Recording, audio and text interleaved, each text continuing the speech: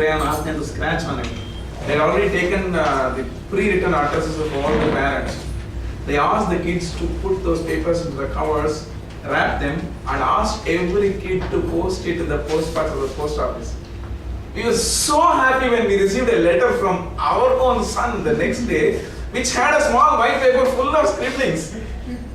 Thank you very much, Karthikeyan. You made us all relive certain experiments. Now, moving on to the next part of the day. This speaker is a double delight to me. Of course, she is a double delight to my life, and she is my wife. So, Toastmaster Lakshmi is giving her CC3 from Competent Communicator Manual. I didn't ask her what her double delight was. We didn't even discuss. Because I know for her the double, single, multiple delight what it is, and let it be known to the world. Before I invite Toastmaster Lakshmi to present her speech, may I request Toastmaster Alex Jacob to read her objective. Good afternoon, everyone. Afternoon. Lakshmi is attempting Project 3 from Competent Communication Manual. Get to the point.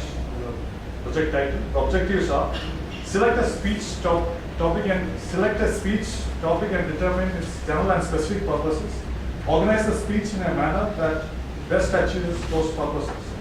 Ensure the beginning, body, and conclusion reinforce the purposes. Project sincerity and conviction and control any nervousness you may feel. Strive not to use notes. And the time allotted for this speech is 5 to 7 minutes. All the best to Lakshmi. Toastmaster Lakshmi, road to success. Road to success, Toastmaster Lakshmi. Why don't I have a snap image?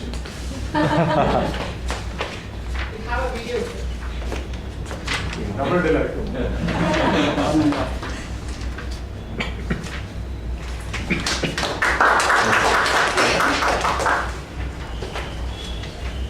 How many of you agree with me that sincerity and hard work really pays you back? Dear Toastmaster of the day, fellow Toastmasters, and my dear guests, good afternoon to all of you. Good afternoon. As most of you may know, success do not come across just by hoping for it.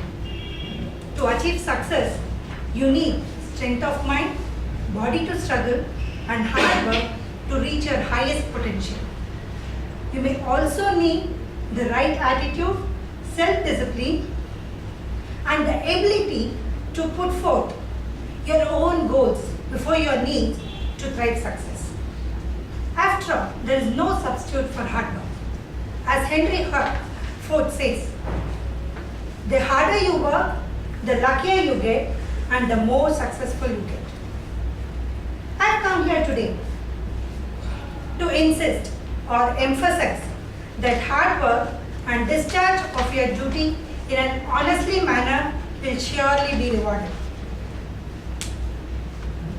Like Guru uses in all his speeches, I would also like to quote my college days. I had taken BA Economics in my college and used to be very sincere in my curriculum. Well, I had taken only a history group in my plus 2 because of not so recognized marks in my 10th maths. Realizing this, I worked very hard, and in my plus 2 I could get 1001 out of 1200, supposed to be a very good score in those days. Still, for a history student, there was not much of choices in graduation, so I ended up signing for economics. Our country was unaware of Manmohan Singh's and Amartya Sen's back then. First year went on very smoothly. I had really put in my efforts and studied very hard, as usual. I wrote my second year exams and I was enjoying my vacation post my exams. My eldest brother had a lot of contacts in Madras University, could somehow get hold of my second year marks through his friends. Last, I had failed in a paper called Managerial Economics. Failed? Me? That was was a great shock for me. Of course, I used to have some ups and downs in my marks during my school days, but never a fail. I said my family, I am not going to college for the next year. But somehow my family consoled and compelled me to go to the college. With a desiccated face and deserted look, I entered into the steps of my institution. My professor, who was standing at the top of the steps, gave a bird look on me. I could not look her up and see her face. I was about to burst crying. She said, "Come to my room, Lakshmi." I followed her. She looked at me and asked furiously, "How can this happen, Lakshmi?" I just stared at her with a blank face. She said, "How can this happen?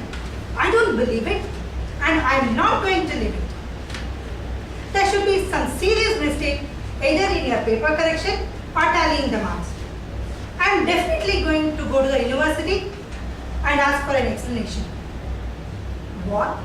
I was shocked. She continued, "Lakshmi, I know how sincere and hardworking student you are. This kind of results is quite unacceptable. I will find out where the mistake has happened." To my surprise, she left the college in a short while, went to the university, fought with the authorities, took my papers, and found that I had actually scored 78 out of 100. So, what do you deduce from this? Hard work. Yes, my hard work and sincere efforts gave a very good results, and it was thoroughly appreciated by all my professors. Because of this, I got a lot of motivation, and I had put in a lot of efforts once again, and I came out of my college being recognized as the most proficient student in economics. I would also like to quote one more incident from my profession. When I joined my first company, CMS, after completing my computer course, I could not work on any of the software languages that I had learned. But because of my dedicated efforts, I could do very well in my profession and grow to the level of heading the software division where I had joined as a trainee. Take for the example of Abraham Lincoln, who worked hard without ever getting disappointed of his failures. From the age of 21 till the age of 52, he then went on to become the President of the United States. Friends, I think by all these you can realize that sincerity and hard work will definitely reap huge benefits. I'm sure by now you should be able to be on my side agreeing to the fact that sincerity and hard work is road to success.